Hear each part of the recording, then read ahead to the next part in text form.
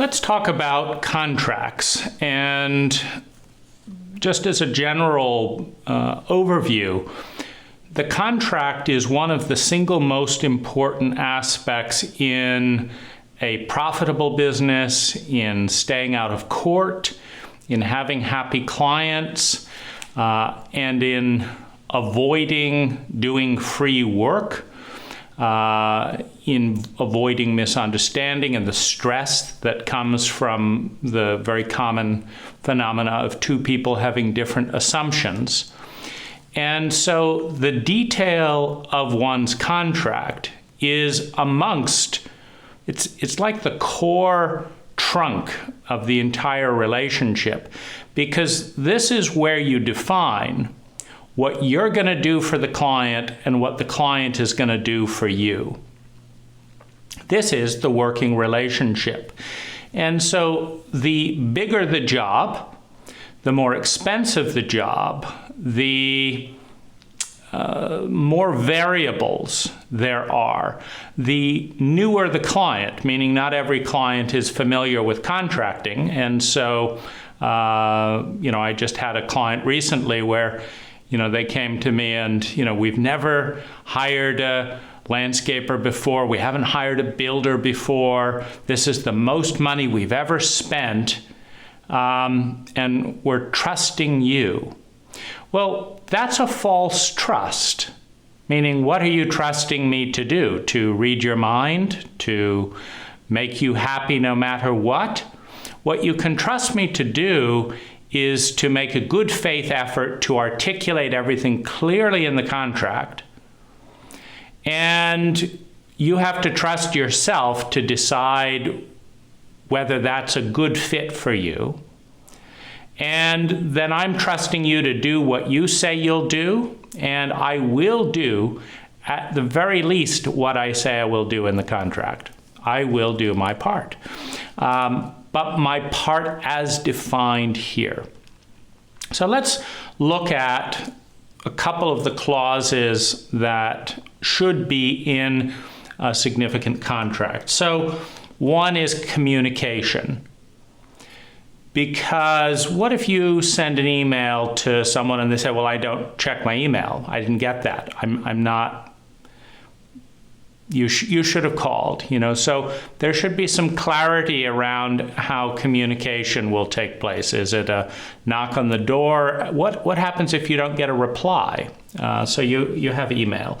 There should be a payment schedule that says when you will be paid and on what basis, and how soon. Like, will you be paid the same day that you asked? Does the client want a day's notice? There should be a payment schedule. There should also be a discouragement for clients not paying their bill. And so, obviously, you don't like that, but what if a client takes 3 months to make final payment or make a middle payment? If they've got credit cards charging them 18%, and they've got you who just has to wait 3 months, what might they decide? And so how do you create an incentive and clear framework so that you don't have to deal with the frustration of not being paid on time and do it for free that the client agrees to in advance? Timing and work hours. What if you like to work Saturdays and the client says no, or you work 10 a.m. to 6 p.m. and on the first day you learn the client wants you to stop by 4 p.m., but they didn't tell you that. So you need to know, they need to know your work hours, and you need to know what they're expecting before you sign the contract, because that could knock out 20% of your productivity right there. That one thing, and so you need that. You need to decide what happens with change orders and design or consultation during the project. If you're an integrated designer and installer, as I am, what's the line when that becomes billable? Will you just sit and chat with a client about all the possibilities, holding up a job midway as you brainstorm the client's latest idea? Or will that be billed, and how will it be billed, and does the client expect that bill? You've got changes. How will changes affect? What if the client says, hold on, I'll get back to you later today, don't do anything just yet. And then next morning you still haven't heard from them, and you've got to make a decision because the crew's waiting. Do you do this or do you do this? Who pays for that if then later that afternoon the client says, no, I didn't say what we were going to do yet, and I was busy, I couldn't call you, but that's not what I want to do, you got to undo it, and we got to do this. Who pays for that? And what's the framework, and does the client understand that? And can such a framework discourage that kind of flippancy, with your time? Who's responsible for work-related permits? Is it the client? Is it you? Are you going to get permits? What if you don't get a permit because the client says, I don't want to deal with those, I don't want to get a permit.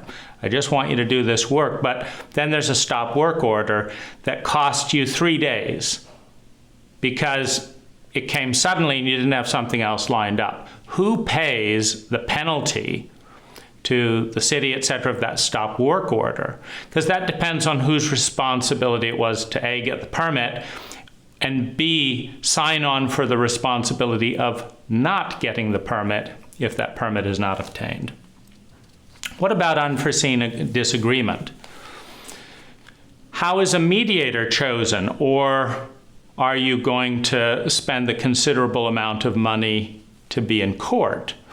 And this is also an important part of attorney protection, because if you do work for an attorney and all settlements are decided in court, the attorney has tremendous leverage. But if a neutral mediator that costs very little money is set up, then it neutralizes that relationship, and the attorney has to pay the mediator as well as you. And what about promotion? Have you ever finished a really great job and wanted to put a sign up or take photos, and then at the end of the job, the client says, I don't want any pictures of my house online. How do I show my work? Or I get most of my business from people knowing all these people walking by that are admiring this work. How do they know how to get a hold of me if I can't put a little sign or something in there? And so what's the negotiation? Well, generally speaking, whatever it is, if you don't clarify it, you're going to have a client that doesn't want to help out in those areas at the end, because there's no incentive to do something. Who wants a sign in their yard or whatever? But at the beginning, if they want to work with you, and this is part of the way you generate work or you negotiate, okay, you don't want a sign, how about this?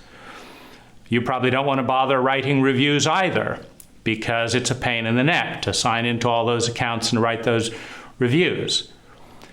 But this is an important part of letting the neighborhood know what I do and how I do it. So, you can negotiate that in the contract up front. You can't ask someone to give you a good reference if they don't like you at the end of the job for whatever reason, or you didn't do what you say you're doing, but you can say that you will agree to have a sign or do this, or photos without your address will be put online. You can negotiate that up front at a time when you can do something about it and find a win-win.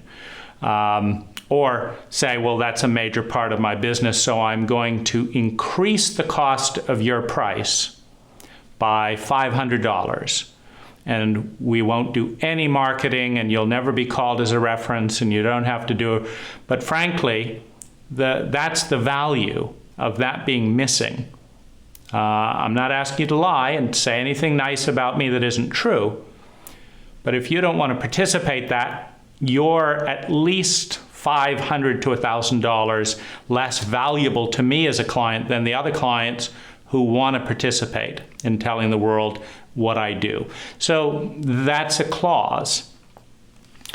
Warranty. What is the warranty? What's the time frame of the warranty?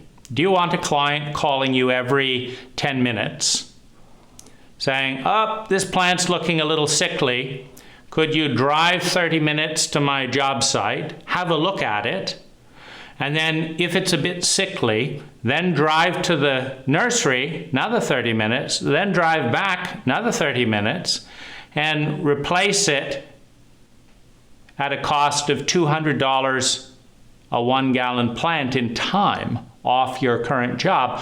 Or are they expecting this to be done in batches? And what are those sizes? Will you replace the batch when 5 or more plants are dead? When will it be, every 6 months for the first year afterwards? At the 6-month point, any plants that are struggling you'll replace, and then at the 1-year point in 2 batches. What does it say? What do you want to do for your clients? Because that warranty means a lot more or less to your business if it's costing you $200 a plant to replace piecemeal, or $30 a plant to replace in batches. What if a client wants to supply materials? What's the framework around that? And what if you install it but it doesn't work? Who pays for a gate that starts flaking? The client bought the gate, but you installed it, but you're the expert, right? So shouldn't you have told them this was a crappy gate? Or who deals with that? And what about markup? You may do work by the job, you may do work by the hour. What if a client says that,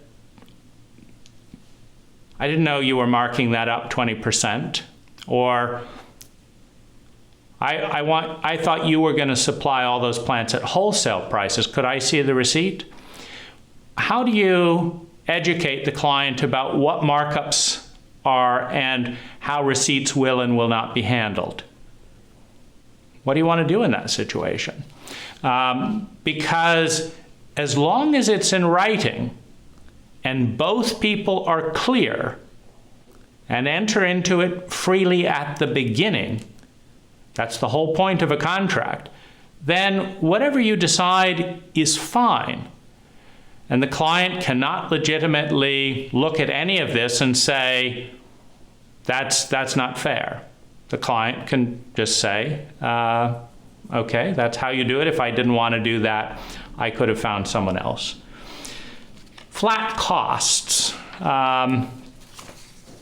Anyone who does flat cost bidding, like I do, will understand that some jobs come in over budget and some under budget, usually on the same job. Maybe the lawn, you hit a boulder. You were rototilling, you discovered this big boulder or a stump. You didn't know it was there. So that takes twice as long. But then there's some other thing that went very well. You planned for possible problems, you bid it well, and then it went easy.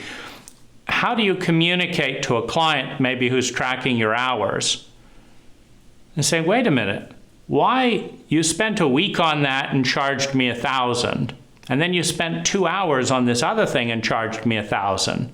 What is it? Is your time worth $50 an hour, or is it worth $500 an hour? How's this being paid? Am I being ripped off? How do you communicate the fact that with flat cost bidding, you may not fully be able to predict which part of the job will take a lot of time and which part will take a little, and that may not line up with the numbers. Quality of work. Are you going to do a back garden fence with the same quality of work and finish as a front gate? Does the client think that you're being cheap if you build a really functional cheap gate in the back and then a nice one in the front? Or do they understand proportional design and proportional workmanship?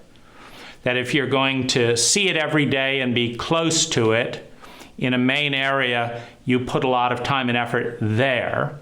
And if it's back in the corner of the property that's viewed a few times a year, that you save money there intelligently? How do you communicate that so that you don't have this conversation of, well, I thought you were a really high-end professional. Why isn't my back gate? Well, look at the difference in cost at your back gate. This is a $600 gate. Your front gate is a $3,000 gate. We could have raised your price and put a $3,000 gate here, but would you have wanted to pay an extra $2,400 for something you're not going to enjoy, neither are your guests, and there's other things to spend that money on? So that's the strategy. Do you agree with that strategy, or do you want to be charged and pay for high-end everywhere with no awareness of proportion? You know, we're going to wear Sunday best all the time, everywhere, no sense of occasion. So that's a conversation where some clients can get a little fuzzy. And then you have client responsibilities. What if the client's cousin comes over after you've dug a big hole in preparation for a olive tree to arrive on a crane tomorrow, and you've got a big 5-foot hole and the cousin falls in the hole? Are you responsible for that, or is the client responsible for keeping children out of the work area when you're not there? See, if they say, well, if there was a threat, I thought you would tell me, and you say, well, a 5-foot hole is a 5-foot hole, isn't it obvious you wouldn't have a clumsy kid? You know they're clumsy or they wouldn't have fallen in a 5-foot hole. And, well, there's no way to resolve that, particularly if they're in the hospital at this point. There's just going to be a blame game. Well, you should have told me. Well, I didn't know. That's not the place to resolve that. The place to resolve that is, these are your responsibilities as a client. These are my responsibilities as a contractor. I will do my responsibility. If a problem erupts because you didn't do one of yours, you are responsible for the fallout of that. And that has to be clear. So finally, we have the cost breakdown. Now, what does it say in the cost breakdown? Does it say 6 lights? Well, what if you show the lights and the client didn't see it? Do you need to show a sample? Would you like to see a sample of the lights before we install them? How about a photograph? Because some clients just say, oh, do something nice. You're the designer. Do something nice. And then you do something nice, and they say, I didn't think it would be nice like that. I thought it would be nice like this, because to my eye, this is nice. Well, to my eye, this is nice. Oh, well, I didn't know. I just thought because you were the designer that you would be psychic and know what I liked. So I didn't think I had to see it, and this is, how it is. So what about a photograph of any finishes in the contract? What about in the contract where it says, I'm going to install 6 of these lights and 4 of these lights, a big photograph in the contract of that light with a clear sense of this is the price, this is where it'll go. Is that in there, and where is it necessary for your particular clients? Now, if you're building a wall, or if you've got scaled formal drawings, some of this detail is not as important. But if you're working off of a sketch, or if you're working off of spray paint, I do a lot of my work. I do a spray painted line on the site. I get a Google image or a portfolio image up, and I say, like this, there. We stand there, and I said, you get it? You like it? Okay. Well, I've got to turn the details about that experience into metrics that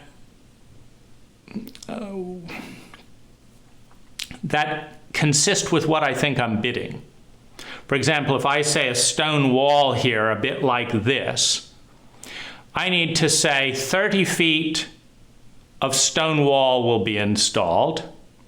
That will vary in height, 2 to 3 feet.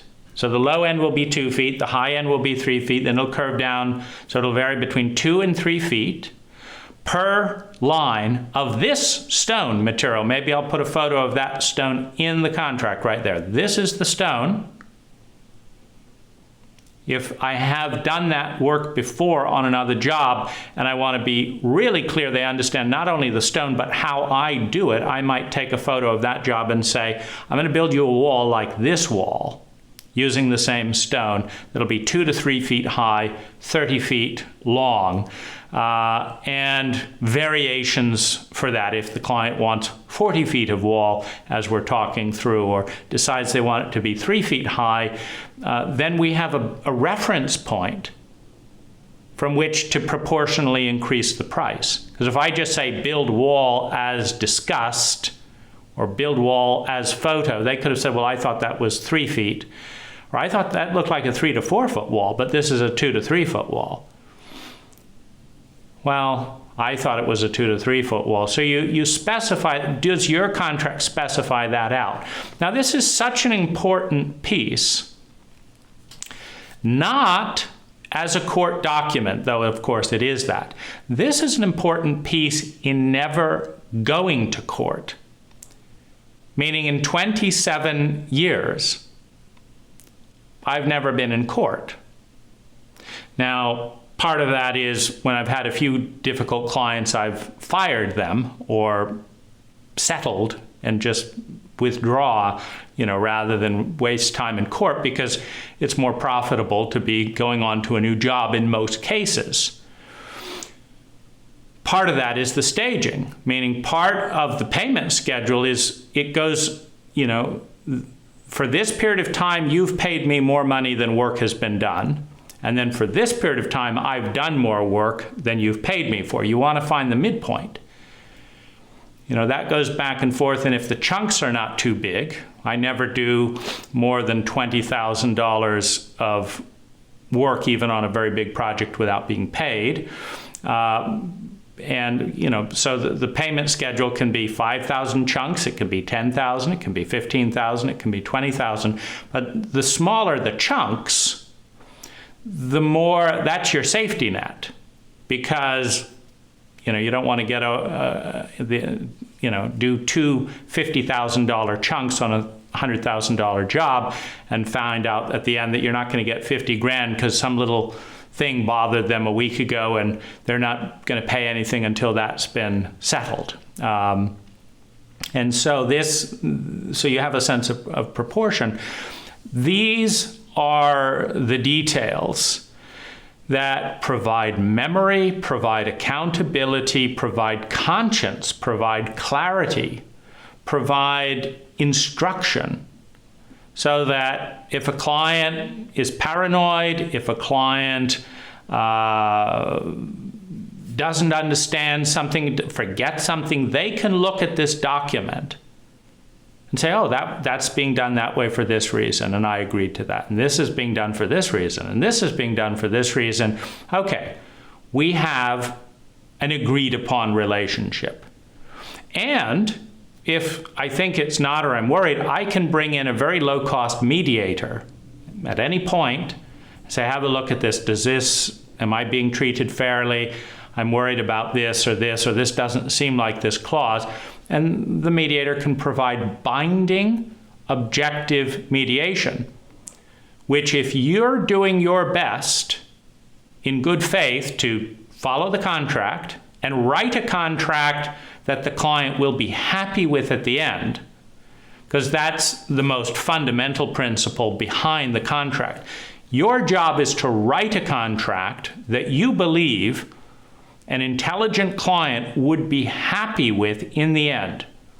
Because if you write a contract that an informed client would resent signing because your client was ignorant at the time, meaning you know that they could get better prices with 70% of the contractors out there, you know they want a better price, and you've convinced them that you're the lowest bidder, and then they start talking to friends throughout, and they learn another company did that for half the price, Another company did that for a third the price. Another company did that for 80% of the price.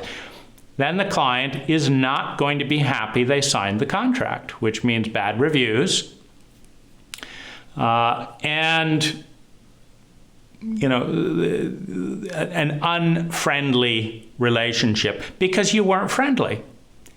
You duped that client deliberately when they were in an ignorant stage, and then as they become more and more knowledgeable, they feel set up.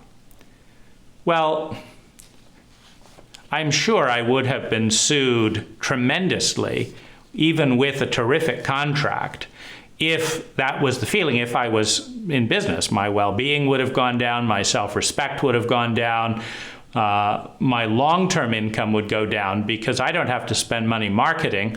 I can turn away work because the goal is to write the contract that a knowledgeable contract, that when they show this contract to a friend, the friend said, that's a good contract. I wish my landscaper was that clear. Those are decent prices.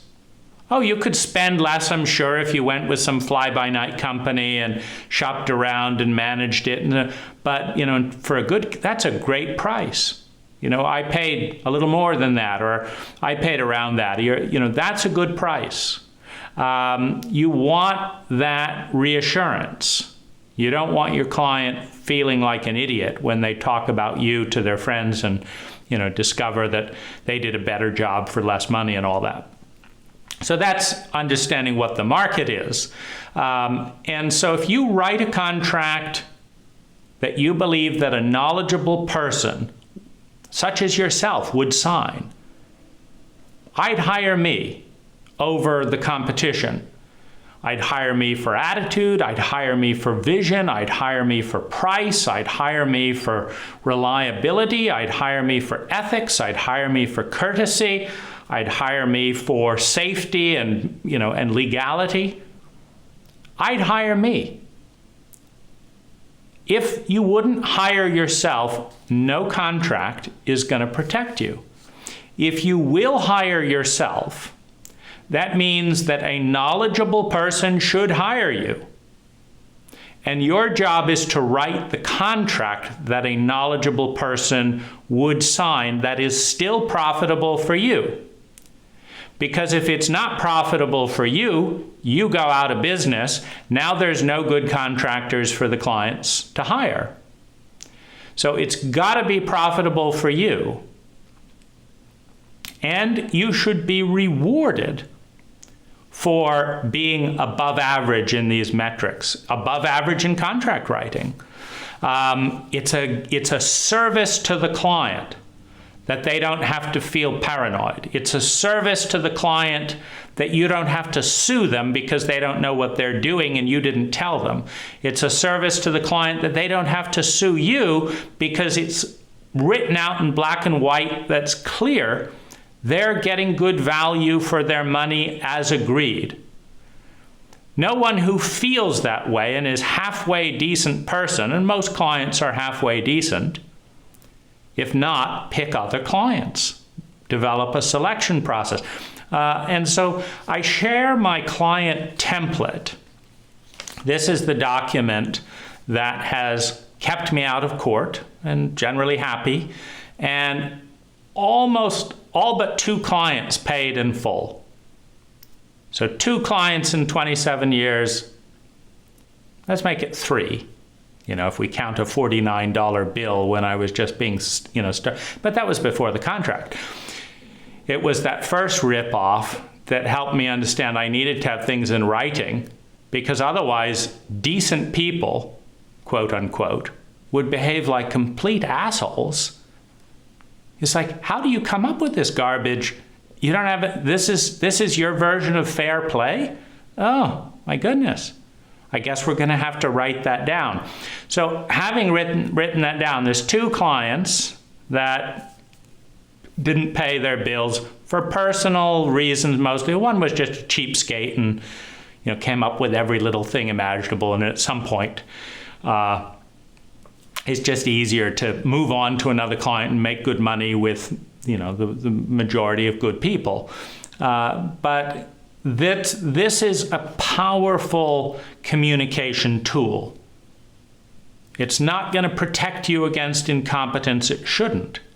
It won't protect you against lying to someone or trying to trick them. It shouldn't. What it should do is be a clear enough document that it guides and educates your client about the situation, about the industry, about profits, about how things will be handled. And it should be in both people's interests. You shouldn't say, I'm going to be putting a 14-foot sign in your garden for the next 10 years. I do a tasteful 12 by 14-inch sign for 1 year. And if a client protests, says, I don't, and I do a nice sign, meaning a sign I wouldn't mind having in my own garden. If the client protests that, I say, well, that's an important source of revenue. One $20 sign has brought in more than $250,000 of revenue. That's a lot of revenue you're deleting because you don't want that sign. Is there some way that we could do this or this? Or what about writing a review or making a video? How about making a video? Because a lot of people are online, so we won't do the sign, but you'll do a video about your experience. So these things are incredibly important, and this is all free.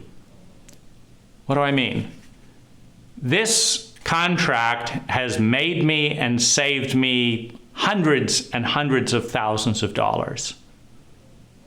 And hassle and arguments. It has taken that out of my life. That means this is worth hundreds of thousands of dollars. How much does it cost to print out another version? Every one of my contracts uses this as a template. You need a contract template. So what I've done in the Landscape Success course is it takes me about an hour to fill in the blanks that are on my contract and share with a client and say, here, this is what we're going to do here. It takes me about an hour. I've spent years fine-tuning the language on this because my goal is not that it holds up in court, which it does, but rather that it's so clear and so common sense and so ethical that you never need to go to court because everyone's on the same page. So good luck. Take care of yourself, your business, your future with a great contract. And if you want to save whatever amount of time it would save you, because you may already have a great contract, but there might be one clause. There's one clause in this contract that I added 10 years in that saved me $30,000 in 1 year.